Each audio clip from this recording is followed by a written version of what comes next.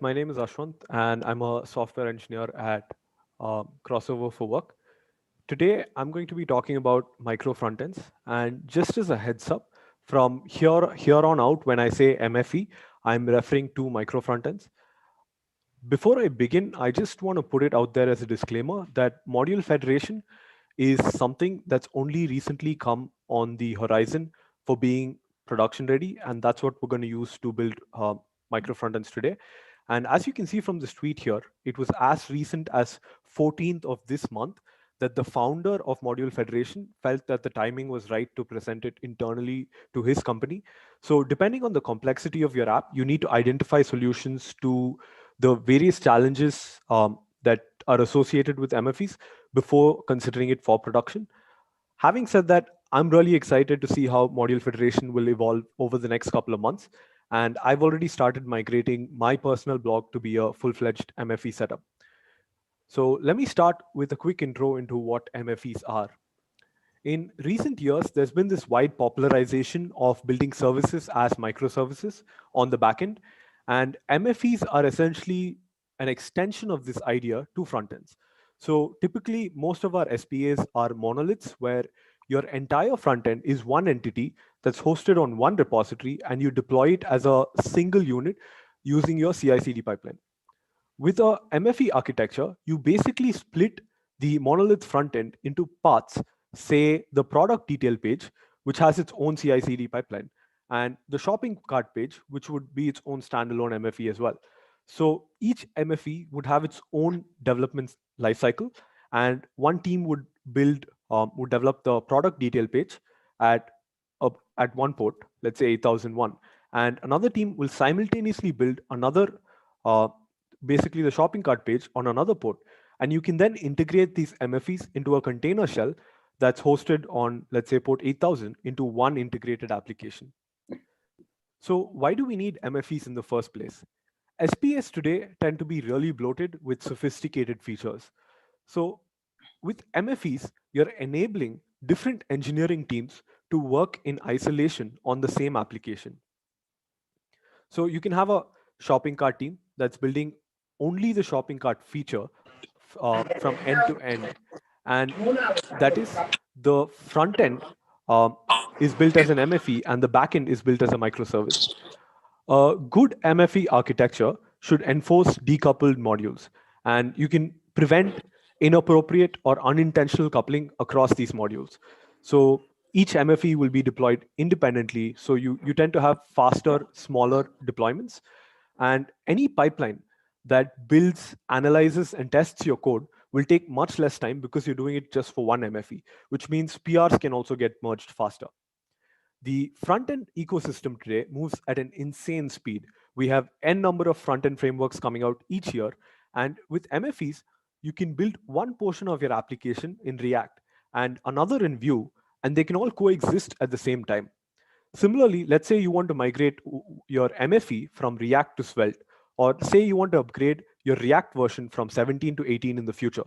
You can do that just for one MFE, and your application as a whole will still continue to work. So there are different ways in which you can integrate your MFEs. One way is build time integration. In this approach, you'd build your component, say header, as a separate npm package, and you'd publish it to the npm repository. You can then npm install this package in your container shell, and you use this component. The next type is server-side integration. So this is one way in which you can implement server-side integration. Let's say you have a client that requests the route at /product/1, and your server would then choose to serve the details page as a response to this request. The next type of integration is iframe integration. So say you have two MFEs hosted on ports 4200 and 4201. You can then integrate these MFEs into your container application as iframes. The type of integration that we're going to focus on today is that of runtime integration. But before I explain how to do this with Module Federation, I want to show you how you can set up MFEs without Module Federation. So let me show this in code.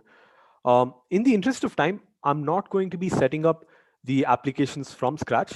So here we have a container, and here we have a header.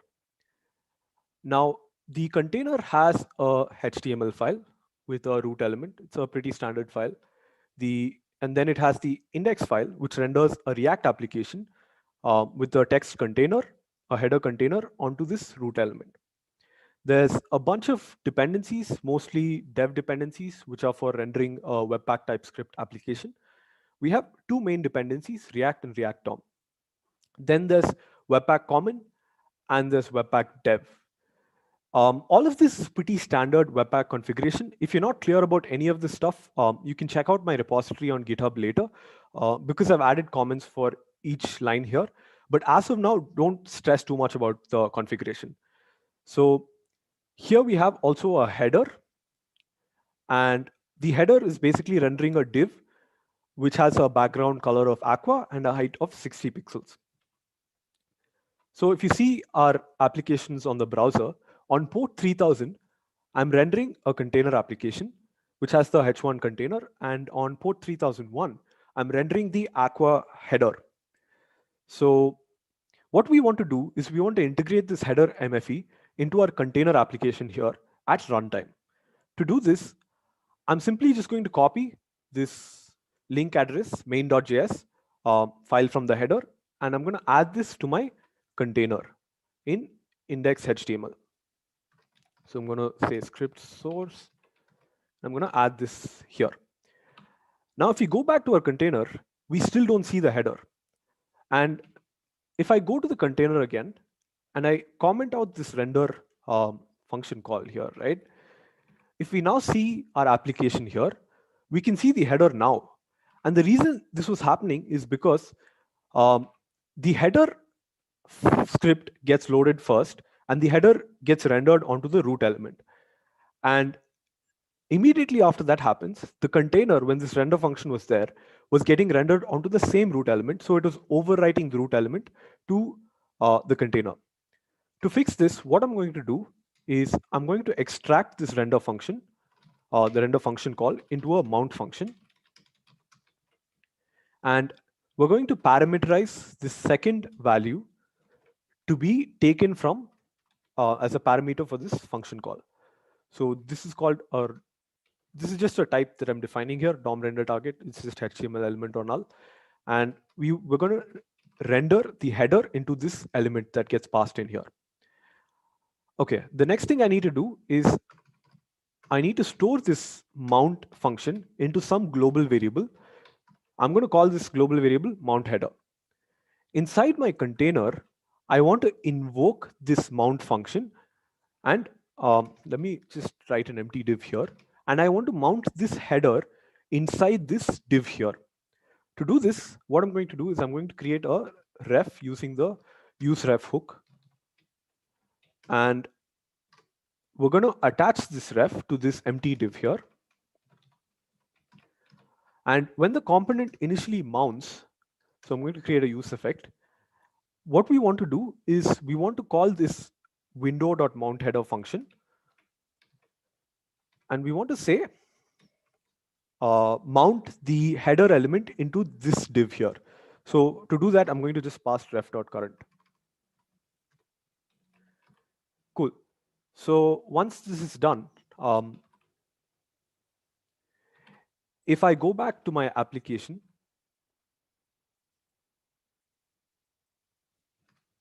okay, let me just quickly rebuild my application here. Okay, this doesn't work still. And the reason is because when I changed my header, the main.js file here, the link to this changed because the content has changed, right? And if I go back to my index.html file and I swap out this script file, if you see the content hash here, it's 75 something, and now it's changed because I just changed the text of my container. Cool. So now you can see our header MFE got integrated into the container, but there's a problem still, which is our header MFE is now not working. And the reason it's not working is because this mount function is not being called inside our header MFE. So what I'm going to do to call this, before I call this, I'm going to go to the container application, and I'm going to set a global variable called container context, and I'm going to set it to true. And we're going to say if you're not within the context of the container, then I want you to call the mount function, and I want you to call it with this. So basically mount the header to root if you're not within the uh, container application. So now we can see the header still works and our container also works. So this is basically how runtime integration works. Now I want to bring your attention to two critical problems that must be solved here, right? So when let's say I change the color of my header from aqua to gold. Now if I go back here, the header MFE shows this change, but my container will not show this change. And the reason is because as I change the content of my header, and we just saw this earlier, I need to copy this link again, and I need to go to my index.html file, and I have to basically replace this again. And now if I see the container, this change is now propagated. But this is not, it doesn't make sense to keep, updating the script every time you make a change to an MFE, right? The second issue is that if you see the main.js file that's loaded here, and if you search for react.development, you can see that Webpack has bundled your React dependency inside this headers main.js file. If you see the main.js file of my container, this also has a react.development dependency. So we have an issue where we're having duplicate dependencies, and Webpack is basically just bundling the same dependency multiple times. And if you have 5 MFEs, you're duplicating this 5 times, which is terrible. And the size of your bundles will start growing. So these are some problems that Webpack Module Federation solves out of the box for you. So cool. What is Module Federation then? Module Federation is an architectural pattern that is provided as an extension to Webpack functionality using a plugin. And the idea behind Module Federation is to develop multiple modules separately with no dependencies or coupling between them so that they can be built and deployed individually. And you also have the ability to group up the built version of these modules together to form a single application. So module federation is not built only for micro frontends because you can use the same pattern in a Node.js environment as well. But you can see, I hope you can see how this concept will help with runtime integration in MFEs, right? And MFEs are the prevalent use case for this. So there are some terms that you need to understand here. Based on the application that we've just been building, our header MFE is called the remote, and our container shell is called the host. The remote, in this case header, exposes modules. So right now we have only one module in our header, but you can imagine a scenario where let's say you have a search module on your header or a menu button module on your header, and all of these can be exposed, and these modules are called remote modules. The container application can also have its own modules. So you could have a landing page or a carousel or a button on the container, and those would be called local modules within the context of the host. So let me bring up our Webpack configuration again. So this is my containers Webpack configuration, and this is my header. So I've already imported the module federation plugin here. And to set up module federation, this is my container. So I'm going to just say new module federation plugin. I'm going to give this a name of container because this is just an identity. Similarly, on the header, I'm going to add module federation plugin with the name of header. Cool. Now, on a container, we need to define the list of our remote modules, which can be done using the remotes property. And I'm going to here define a module called header that has some location. We don't quite know what this location is yet. And in our header, the module federation plugin, we need to provide a file name which exposes these modules. And the convention is to call this file name remote-entry.js. We also need to provide which modules are being exposed. Like I said, right now we have only one header because it's a very simple header. But you can imagine that you can expose multiple modules here. And we're going to expose source.index. And Basically, if you go to the index file in my header, what I'm going to do is I'm going to expose, instead of setting a window.mount header, Module Federation gives you the ability to just say, I want to export this mount function. And with this mount function, you can actually import it inside the container. So I will go to my source index file in my container, and I can actually import it like this. So this would be header/header component, because I just defined it as a header component inside my header module.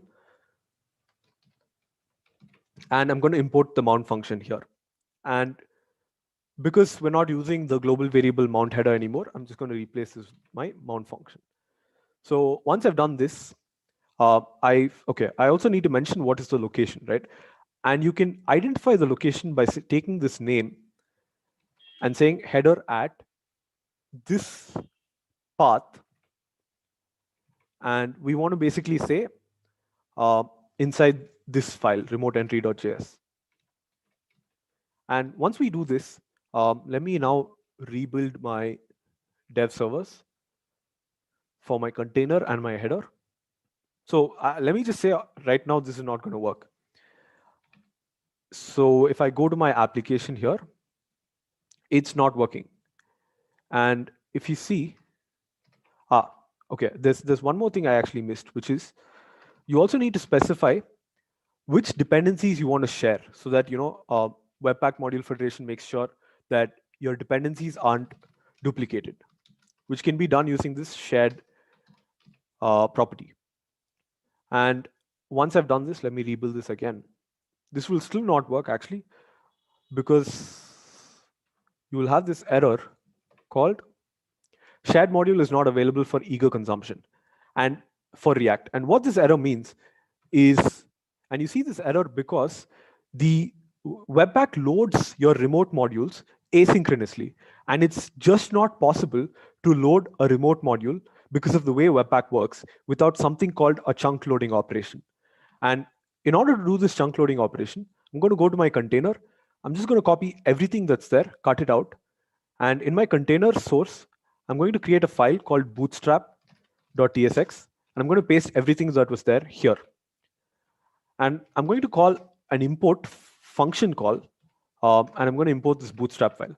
And this is basically a chunk loading operation. So I'm going to do the same for my header. Basically copy everything in my header. Go to my header source, create a bootstrap file, paste everything here.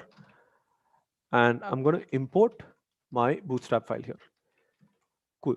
So once you have this chunk loading operation, the Webpack loading will now basically wait for this header to get initialized and this container to get initialized before it actually loads the application. So the remote modules will get loaded, and you can now actually see.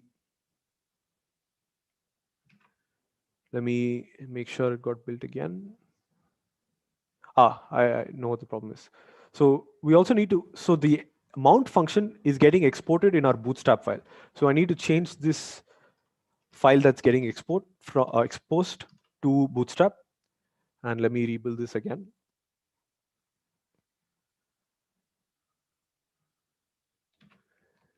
And if I refresh this page, cool. So it works now. And if you see here, our header is also, basically MFE is also working here. And now if I go and change this color from gold to aqua, okay, let me also remove this script because we don't need this anymore in our containers index.html file. So because we're loading it using the Module Federation plugin. And when I made a change, that got reflected immediately inside our container MFE. I didn't have to go and manually copy some HTML main.js link and then paste it in my HTML file, right? The other thing is also, if you see our container application in my network, if you see in our main.js file, if you search for React.development, there's no React.development here. Similarly, you can search In everything else, you won't find it. And again, in Bootstrap, you're not going to find it. Um, in React Index, this is where you'll actually find it. So this gets bundled into a vendor module called React, and React DOM gets bundled here. And you won't find React DOM here again.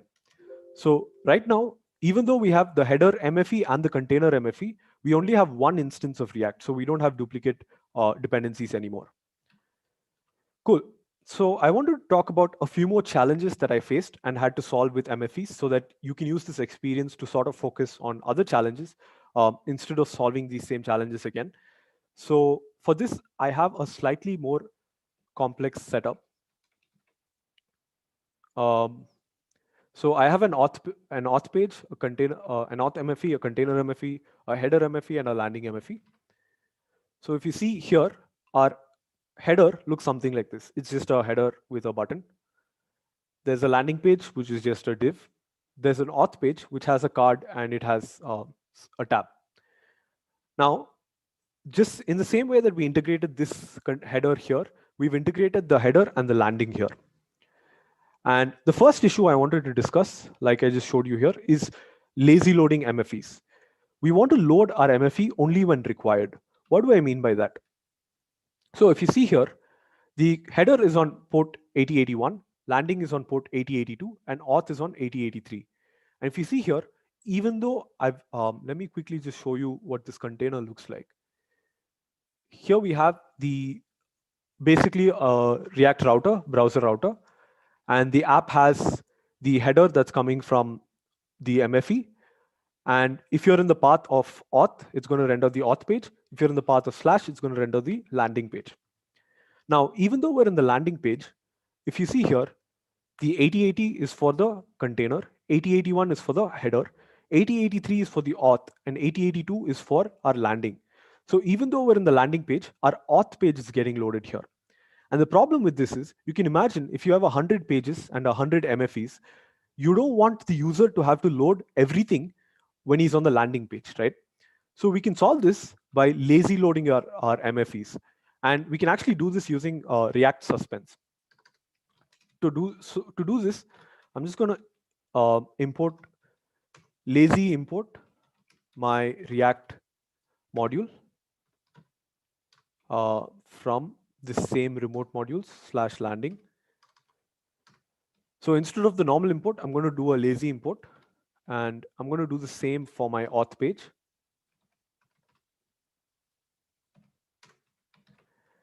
And we're going to have to, because we're using lazy, we want to also add a suspense. And we're going to import our suspense from React. And we have to provide a fallback. And I'm just going to give it a div that says loading and nothing else for now. Cool. So now, if I look at this page that just got refreshed, I can even refresh it again. You can see 8080 is for our container, 8081 is for our header, and 8082 is for our landing. The auth page is not yet loaded. If you go to the auth page, it will load the auth page at that point of time.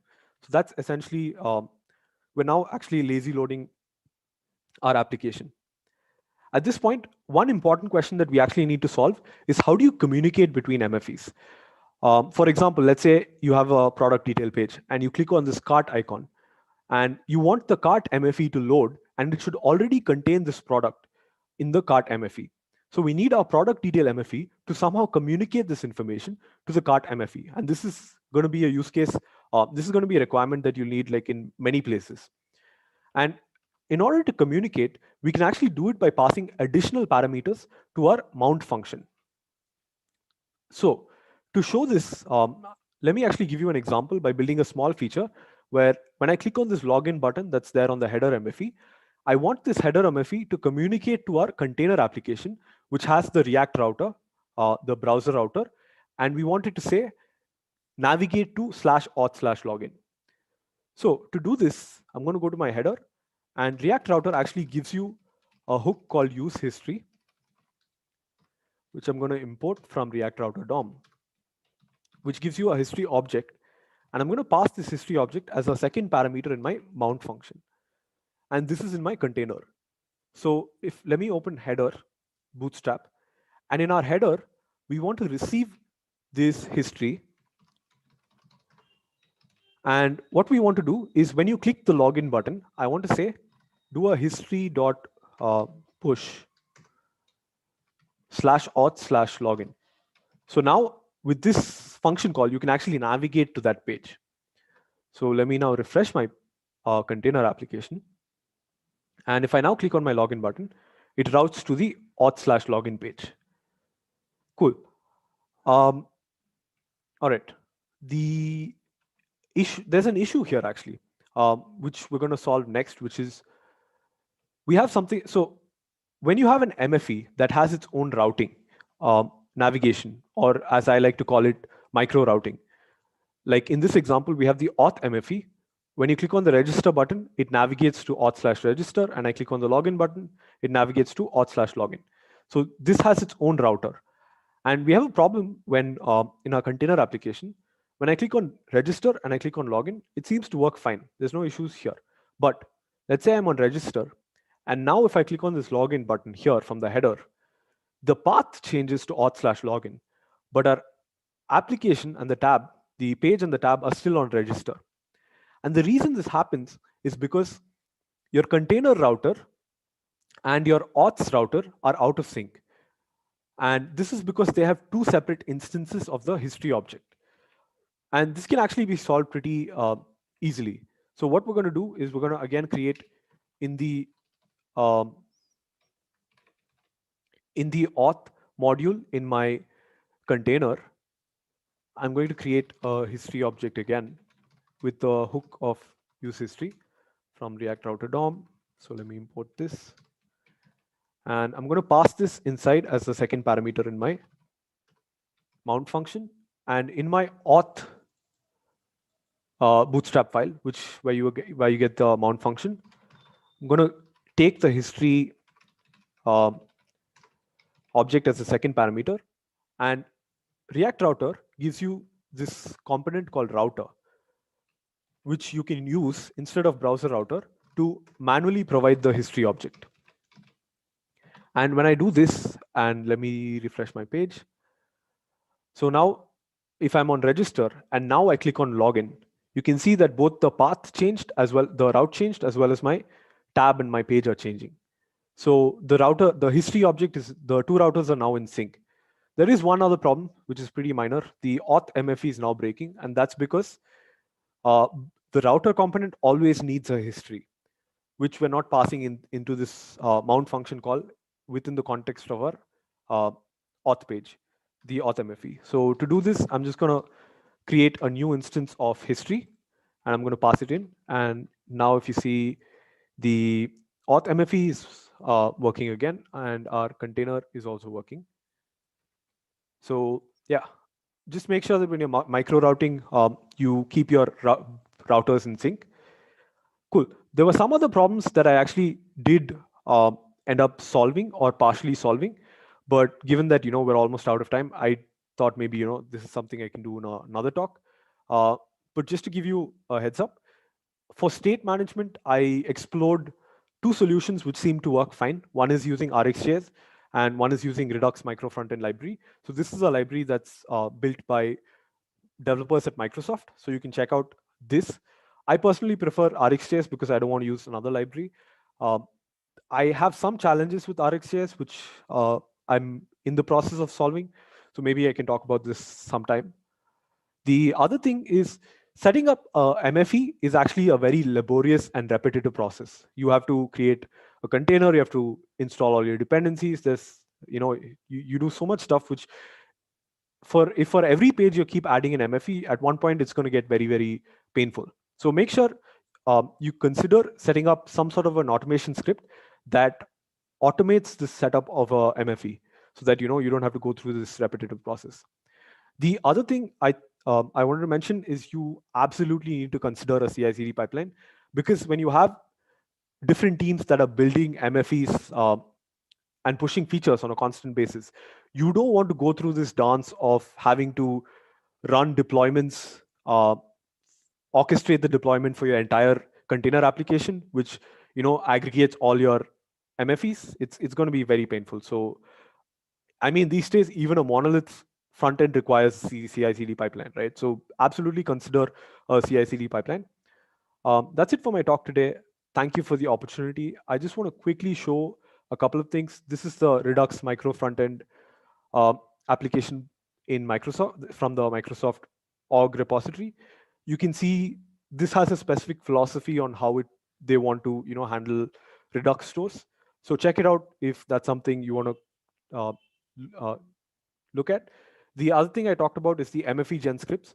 So you can check out in my repository called React Micro Frontends on my GitHub, where I actually have the script where if you run npm run MFE gen with the name of the module and the port that you want to render on, it actually sets up your directory, it installs all your dependencies. Um, it also sets up your common Webpack config files, HTML file, the chunk loading of the Bootstrap. It does all of this for you automatically, and you don't have to manually do this stuff. The other thing is in the same repository, you can also see that I have a GitHub action where if I ever make a change to any individual MFE, it basically builds the entire application and it deploys it to my AWS S3 bucket, which is behind a CloudFront distribution. And the change I get, if I make a change, the GitHub action runs, and that gets deployed to my CloudFront here, my CloudFront live. So yeah, you should definitely think about some sort of a CI/CD pipeline. So yeah, that's it for my talk. Yeah.